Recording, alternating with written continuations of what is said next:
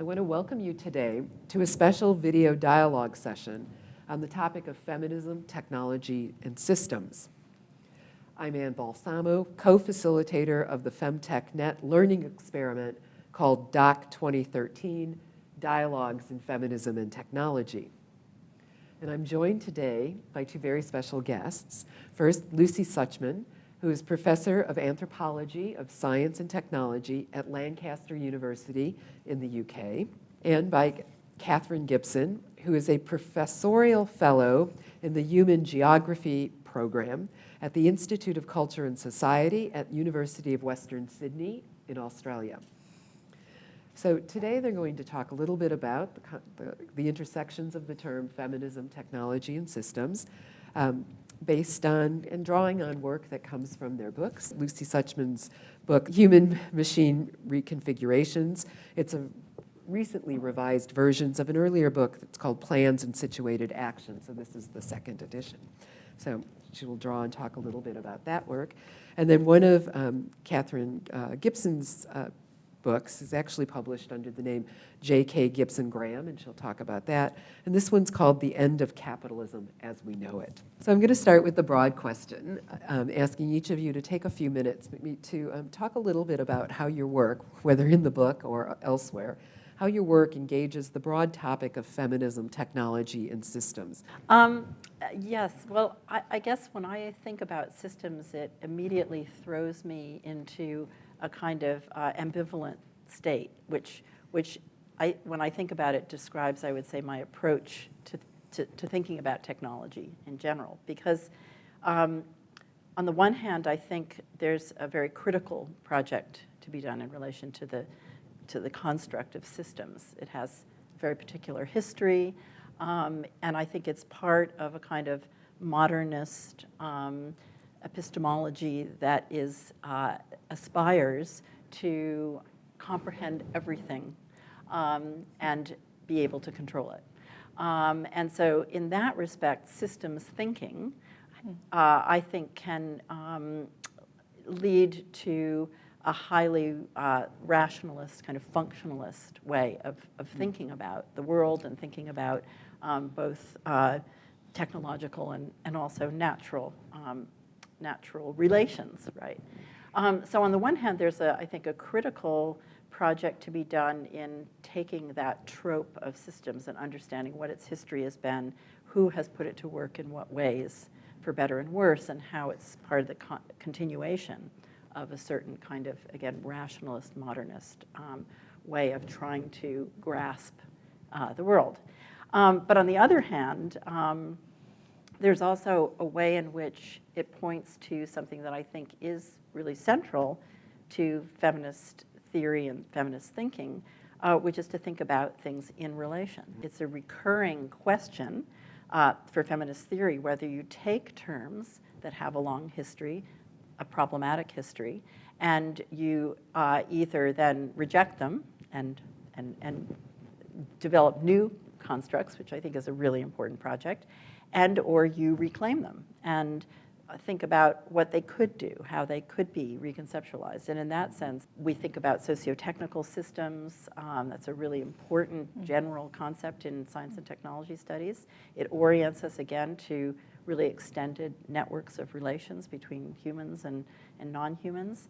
And in biology and environmental sciences, there are feminist theorists who are working with the idea of systems. I think about people like Anne Fausto Sterling, to really, where the aim there is really to get at relations. That's the central concept. Prevalent in your work has been kind of complicating that kind of, that turn to systems thinking that was very faddish at one point, and to kind of rethink it in a more complex way, to think of it as, and kind of the intersection with feminism is to think of it as how does one theorize things in relation to one another and not being identified kind of in isolation. Right.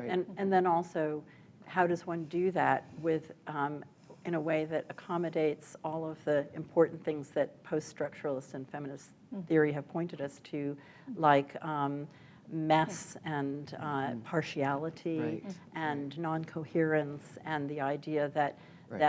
that the articulation of relations is performative. It's not just the description of already existing things. And so how do we really open it up into a much more open-ended kind of, and recognize the ways in which we're implicated in constituting things as systems. As systems. That it's an act with certain implications. And how can we be aware of those implications? So, well, that's a great entree for me, because I think that the notion of a system is, in some sense, it's a discourse. It's a discursive construction.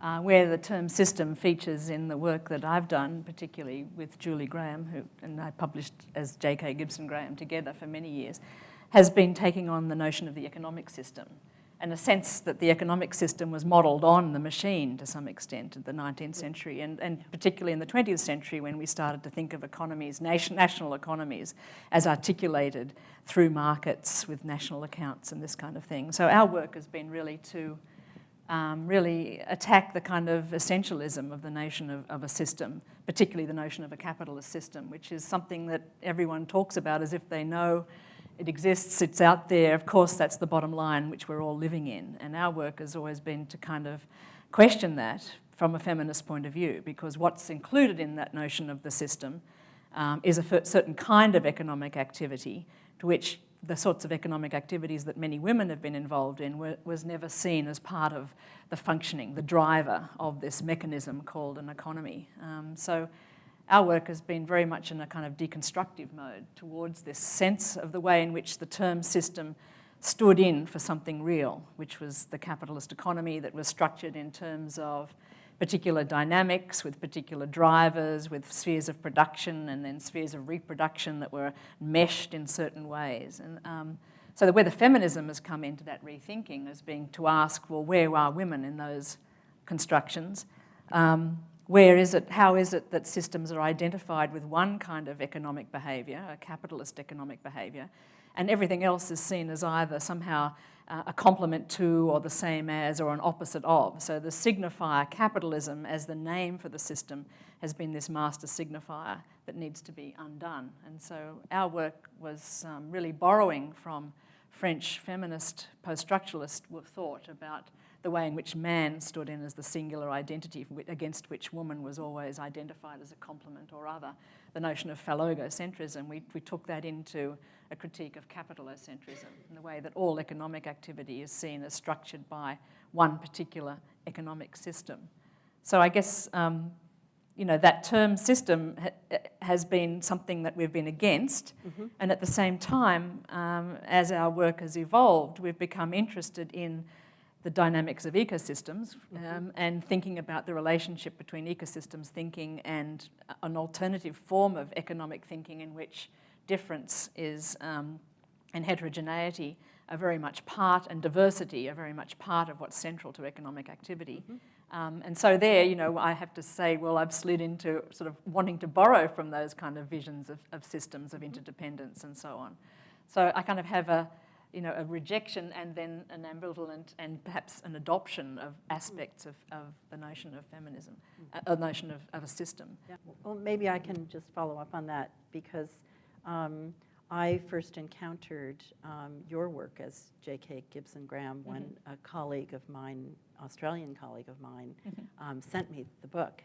And I found it incredibly generative. And where I've put it to use most explicitly is in thinking about innovation, discourses of innovation. So there is a talk circulating out on the web that I gave called The End of Innovation as We Knew It, where I really quite directly draw from the idea that when there is a dominant discourse and something gets constituted with an initial capital, as a kind of singularity, it then implies it's other, what's not innovation. So then, what is not innovation? Well, is it reproduction? And how does one part of that binary, of course, come to be valued while the other is devalued? How does the new come to be inherently a good thing? And what is its other? And how how are capitalist discourses part of that.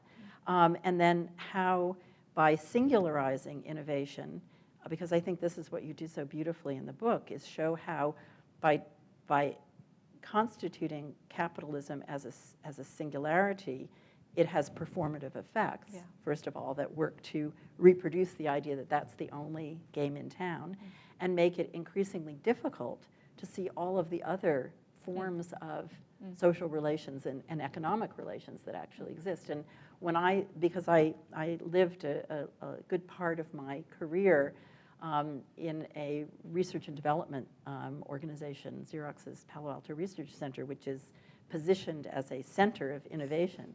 I got really interested in how that place reproduced itself as a center of innovation, and how the premise that that was the place where innovation was going on made it very difficult to see to see the incredible distributions of generative activities, and also I think to see the ways in which actually the places that get identified as sites of innovation are actually in some ways the most reproductive.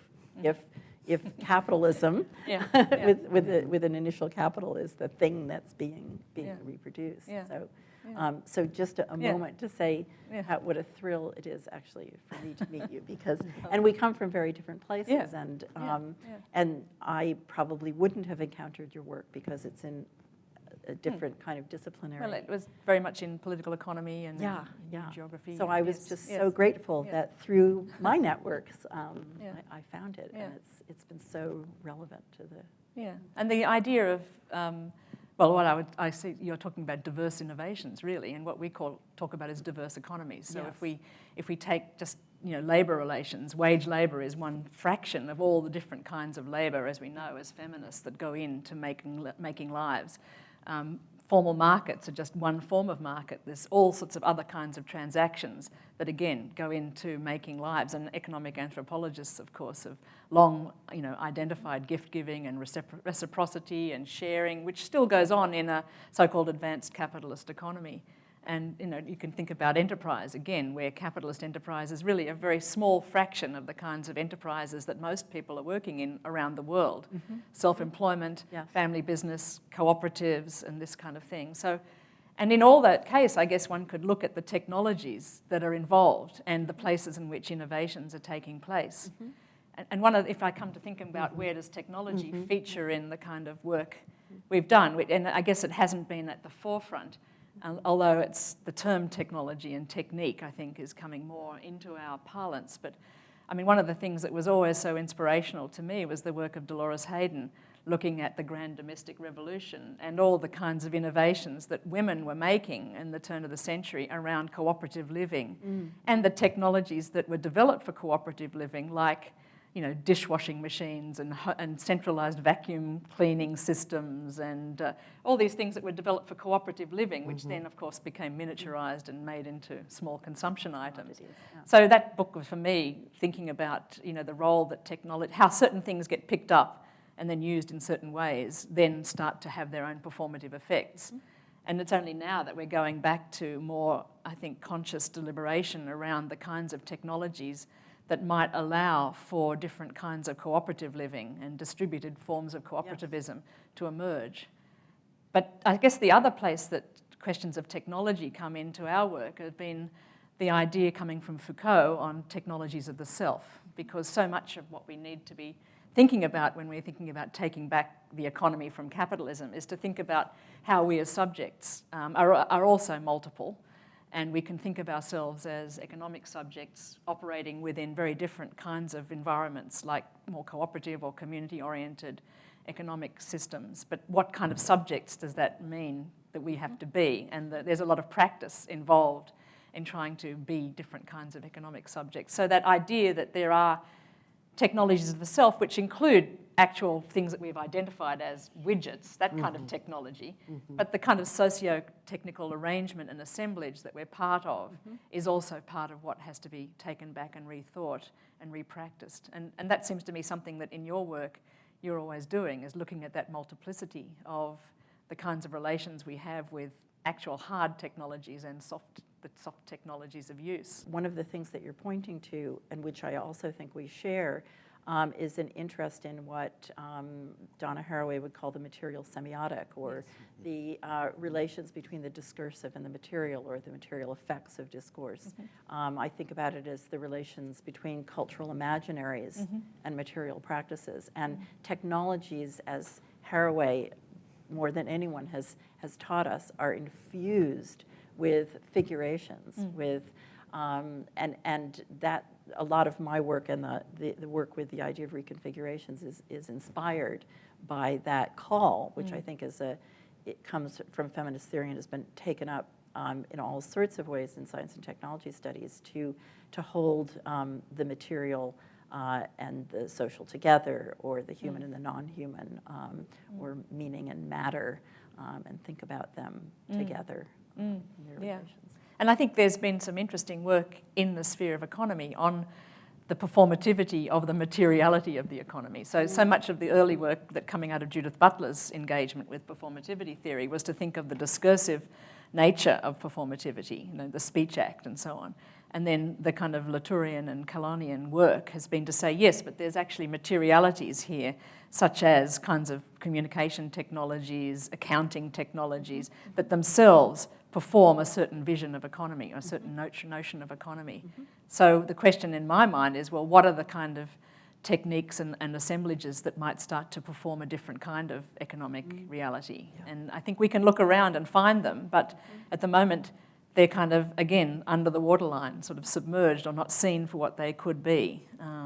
And I'm very interested in that, particularly in the realm of things like renewable energy, where there's this whole now engagement with more distributed energy systems, and people are starting to calculate their own usage in very different ways, which brings them into relation with the more than human world. I mean, there's a sense in which people are thinking about their own ecological footprints, and therefore thinking about the planet and other life species along with their own needs and so on. And that's the kind of metrics and sort of technologies of the self that we've tried to talk about in a new book called Taking Back the Economy, an ethical guide for transforming ourselves. So it's, I think there's lots of things we can look to, despite the kind of depressing picture we see around climate change action and so on. Let me pick up on that comment about the recent book and connect it to a question about ethics and participation.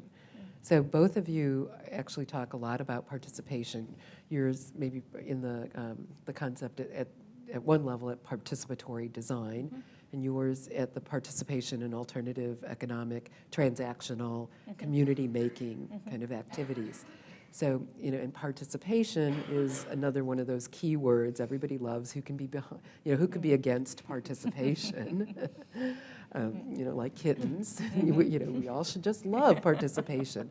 But let's talk a little bit about both how you take up the term participation, and then maybe I'd like to push it to the question of a kind of when the question of ethics comes into play. So that might be kind of kind of exploration of the tagline in the new book, or the ethics of participatory design, which has itself a kind of an interesting ethical kind of discussion. So participation, ethics, participation. Well, I know also that Catherine talks about this in Post-Capitalist Politics, which is your second book, and where you talk about community, because community is another one of those terms. Yeah. Yes. So yeah, absolutely. I mean, participatory design is for me, came from my encounters with colleagues in Scandinavia who, starting in the 1970s, because these were academic computer scientists, but who had progressive politics, and there were trade unions that were powerful enough and resourced enough that together they began to collaborate to explore the question of what would it mean for the unions not just to take a defensive position in relation to technology, but actually to start becoming designers themselves. So if you were going to design technology for quality of working life, for skilling, what would it look like? And what would it mean to actually create prototypes through these research collaborations? And so I was really inspired by that. And one of the things I think becomes clear is that people who are engaged over a period of time in efforts at things like participatory design develop a much more sophisticated sense of how incredibly complicated and problematic participation is.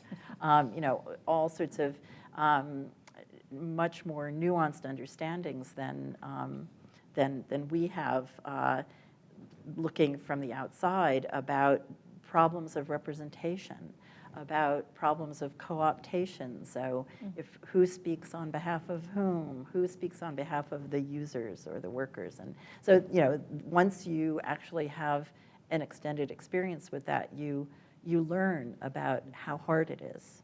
But that doesn't mean that, therefore, you can't do it. It just means you have to get wiser and wiser about strategies for doing it and the complexities of it. And so, to me, that is an ongoing project.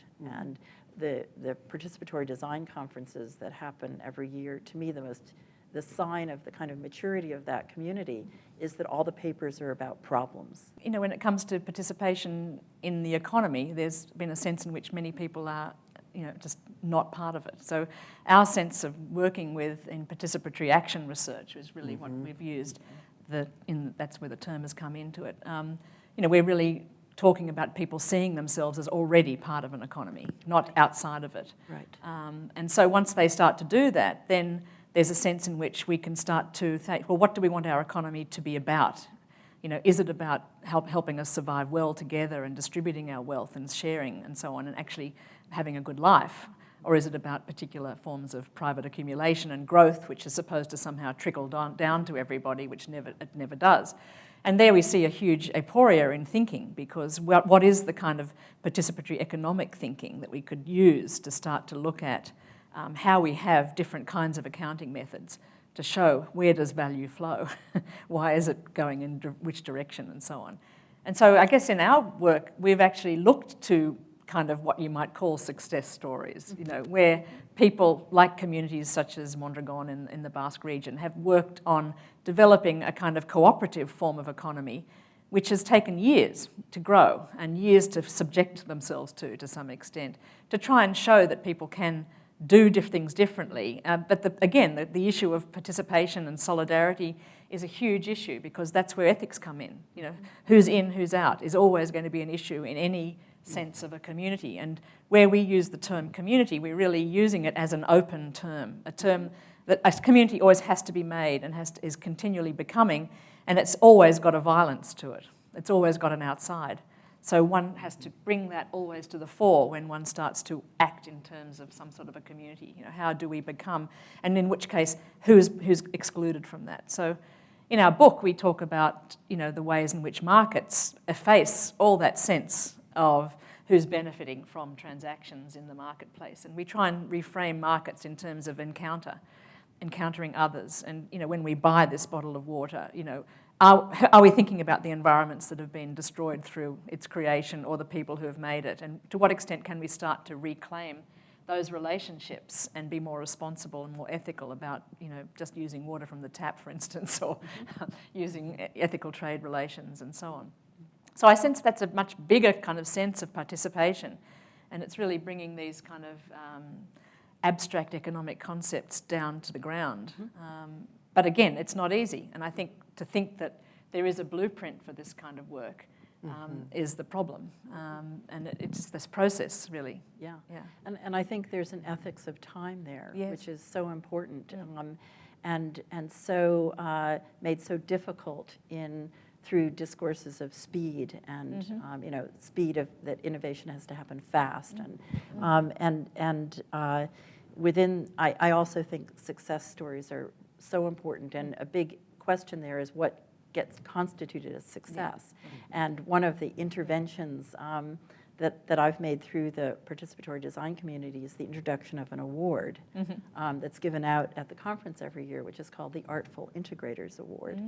And the idea is that this, rather than being given to an individual designer for a singular object, the Artful Integrators Award goes to a collective for the ongoing creative integration of an infrastructure, usually. So the first award went to the Global Fund for Women, and particularly a colleague of mine who had been a Randall Trigg, who was a researcher at Xerox PARC, who went to work with the Global Fund and became their kind of de facto infrastructure builder.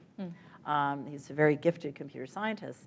But what was so interesting about the way that he became integrated into the organization was that it was very much a part of the way that the Global Fund works, which is that they distribute small grants to women's organizations, and they then use the network that gets created through the distribution of the grants to make the infrastructure for the identification of people who should receive further grants and the kind of adjudication of who the grants should go to.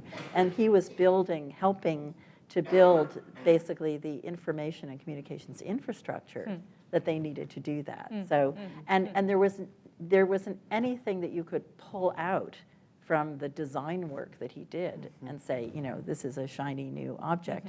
It was exactly his long-term engagement in those relations and the way in which they themselves were already set up that made it. Yeah, that reminds me of this wonderful attempt by some women around the world to put forward 1,000 women for the Nobel Peace Prize a number of years ago. Fantastic. Yeah. So, and they recommend countries around the world recommended women doing interesting work, and I met some of them in China actually, and of course they didn't get it. You know, the idea of the Nobel Peace Prize going to 1,000 women was just too much. But they did have this wonderful postcard exhibition of the 1,000 women that had been put forward all across the world. Lovely. As you know, so as a distributed system of peace builders at all levels. Exactly. Yeah. Exactly. But what you're bringing up here is also that whole relationship between the expert and the other, which I think feminism has always been interested in undoing and recognising. And I guess that, to me, in terms of our own research practice, is a real challenge to work with alongside those people who we might see as researchers in the wild or something that are already processing and doing interesting things. And how as academics, do we kind of join this kind of research collectives rather than see ourselves as the centre of the research and then go and have the research subjects out there? And I think that's a very interesting area for a different kind of collaborative practice that's emerging, and a lot more attention's being paid to it now. And perhaps that process that you're talking about is something that we need to be paying more attention to. You know. One of the really important things that you pointed to is that whatever we do, we don't get to do it in a kind of blank, open, on a blank, open canvas. Everything that we try to do, we're doing in the context of already existing, deeply inscribed practices, arrangements, relations, distributions, and so forth. And so it's really hard to move things, and you're constantly encountering what are the limits of what you can do within this institution, or under these circumstances, or with these identity subject positions. So I think it's always about looking for the little spaces of maneuver within that and trying to kind of find ways of opening up those spaces further and navigating your way through them. As these concepts kind of congeal, so participatory design becomes a singularity, but I think the same is probably true of collaboration, that these things become kind of fetish objects. And so one strategy I've used, but I don't think it trying to keep things moving by always changing. So we talk about co-design, because the point is not that these are methods, or they're things that are formulas, but rather that it's an attempt to describe something that we're trying to do together and to keep that in motion and sort of open. So to me, it's less what we call it than how we keep whatever it is alive, basically, and from getting kind of, what Helen Verne, the philosopher of science, calls hardening of the categories, when things get kind of congealed and stuck. And so, It's almost as though, I mean, the term collaboration can't be filled yeah. in a way. It has to be made and experienced. And I think to me, I mean, thinking about collaboration, I really think of my collaboration over 30 years with Julie. And sadly, she died 3 years ago now. It was the acknowledgement of not knowing together that actually fueled the kind of creativity of the collaboration, I think. And that importance of accepting the not knowing and the difficulties and the frustration of that, which I think gives you, you have to find ways forward from that. And so there's a sense in which in that kind of collaboration, you lose your sense of self and you become something more than that you never could have become by yourself. But it's partly the sense of support, really, to go in a place where you don't know something. And I don't know whether that's transferable into other processes, but I'd like to see that if it can be, I definitely want to ask you about the constitution of the identities of human and machine and the dynamics of kind of configuration. I can start with configuration, which is a term that I really love, because at the center of it, and I for me, it comes very much from the writing of Donna Haraway, and her argument that the figural, everything is infused, even the most technical, mathematical language or entities are infused with metaphors, with tropes, with sort of turns of phrase, and that figuration is both a process through which entities come into being, and also is generative, for better and worse, of what they, how they're either reproduced or transformed. So what I'm interested in looking at relations between humans and machines is how each is figured. What is the figure of the human in discourses of in technological discourses, in discourses of human-machine interaction, in projects of creating machines in the image of the human? What is the figure of the human that's operating within those projects and discourses? What is the figure of the machine? And then how do those figures get joined together or configured? And then how might they be reconfigured, so that the idea is, and it's nice because configuration is also a kind of term of everyday usage in systems development, in information technology design. Configuring things is about putting them together in particular arrangements. So, but if we take seriously the figuration part of that, then it suggests that opening up the possibilities for our relations with non-human artifacts is not only a process of taking two entities that we know what they are, the humans and the artifacts, and putting them into new arrangements, but actually looking at how that difference gets made, and then in what ways that difference matters.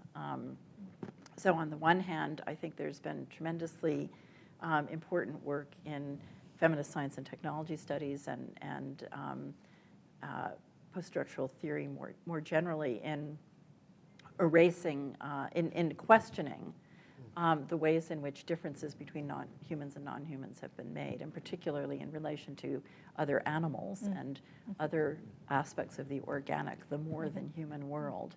I think that pointing to moving away from essentialism, from the idea that we are essentially different from everything else, and of course that in the ordered hierarchy we are at the top, is tremendously important. And on the other hand, having lived in the midst of people who were all too eager to claim, to erase the differences between humans and artifacts, to claim for machines human-like status, again, under a certain understanding of what it means to be human, which is a autonomous liberal subject, basically, then I found myself arguing for differences, and holding on to the differences that matter. And the big challenge, I think, is how can we think about difference in non-essential, in non-dualist, non-essentialist ways. Yeah. So I just would love to get,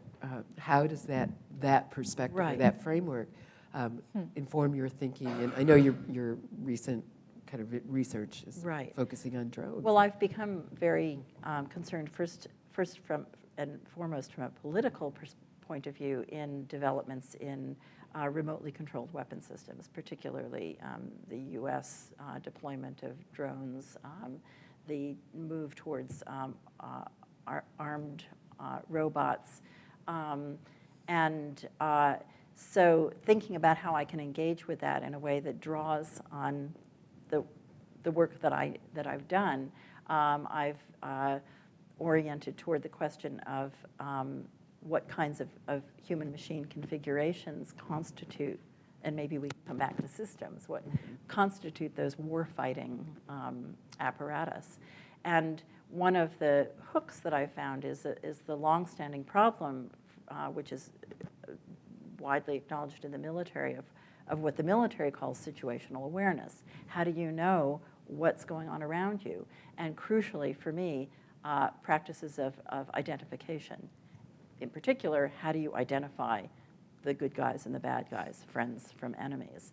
And this is becoming complicated, of course, in all sorts of ways with the advent of what Derek Gregory has called the everywhere war. So we no longer have battlefields. We no longer have designated combatants and non-combatants. And at that moment, when situational awareness is more problematic than ever, the U.S. is investing in a kind of imagined future where war can be fought from the homeland, where we are safely in the homeland, and we are projecting our lethal force. And the legitimacy of this, as it's claimed by the current administration, rests entirely on the premise that there is good intelligence, that we know who the bad guys are, that we can recognize them.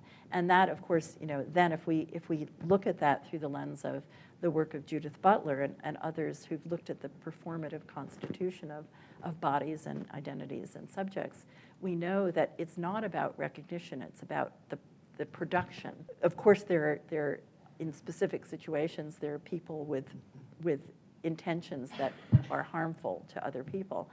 But the idea that the world is made up of good guys and bad guys, and that we are the good guys and we know who the bad guys are, is, of course, distressingly right now productive of a world that's increasingly polarized between us and them. And so I'm interested in looking at how those figures of the enemy are being mediated through these new technologies. And there's a growing network of scholars in media and communication studies, in feminist theory and science and technology studies, and security studies, who are looking in, I think, really critical and generative ways at these processes in a performative, from a performative understanding of what's going on. I was wondering if you could talk about the recent book, and and give us kind of an example of. I mean, this Take Back Capitalism. This is about kind of new practices and so it's about how the theoretical work informs, and that's what I was trying to get at. It's how the kind of theoretical work is informing kind of your your thinking in a more practical kind of material or action-based kind of platform. Yeah, well, and I guess to come back to the initial question about the relationship between humans and non-humans, whether it's other species or technologies, machines, and so on. I guess that is such a challenge for political theory, where the subject, the acting subject, has always been the human subject.